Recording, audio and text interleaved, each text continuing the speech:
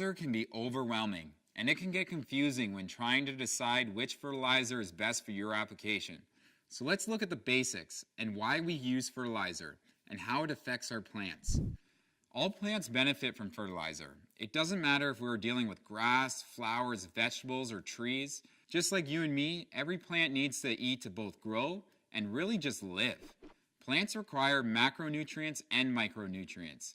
This is very comparable to us. We have the three main macronutrients too, like protein, carbs, and fats. Each one of these macronutrients have their own responsibility in the body, and we need all three to be healthy.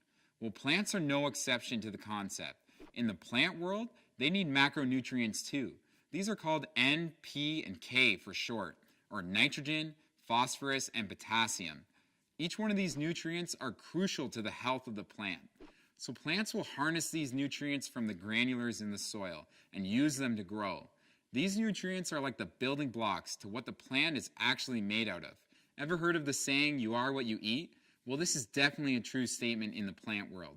Another way I like to look at it, think of when you try to adjust your diet to be healthier so you feel better or look better and live longer. But sometimes it's hard to eat healthy. Well, luckily plants don't really have that option. They're going to eat whatever is given to them. So by fertilizing your plants, it's like tailoring a diet plan. So let's talk about what those three macronutrients do and how they promote plant health. First, we have N, or nitrogen. This is the most important nutrient, the one that is mostly used by the plant.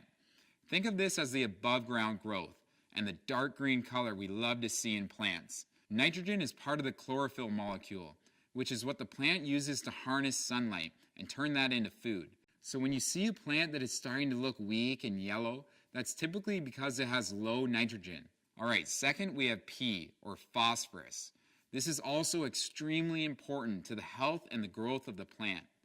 Think of it as the below ground growth and also the blooming and flowering when talking about vegetables and flowers. The roots of the plant are made up of more phosphorus than nitrogen. There's no sunlight under there, so there's no need for chlorophyll in the root system. By feeding your plants phosphorus, you will help them grow big ecosystems of roots. This is so important so that the plants can establish a good foundation to harness nutrients in the soil and be resilient to weather conditions and pests. Lastly, we have K, or potassium. This is the glue that makes everything work. All processes in the plant are dependent on potassium. This is unlike nitrogen or phosphorus that have relatively specific roles in the plant. A good rule of thumb for fertilizer is that you always want to be applying some potassium. As long as you have enough potassium in the plant, everything's going to run smoothly. So let's recap.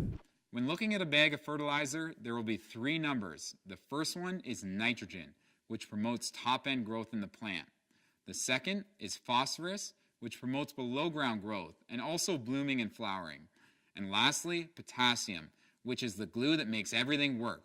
It's important to always have some potassium in your fertilizer mix. Picking the right fertilizer can be a balancing act.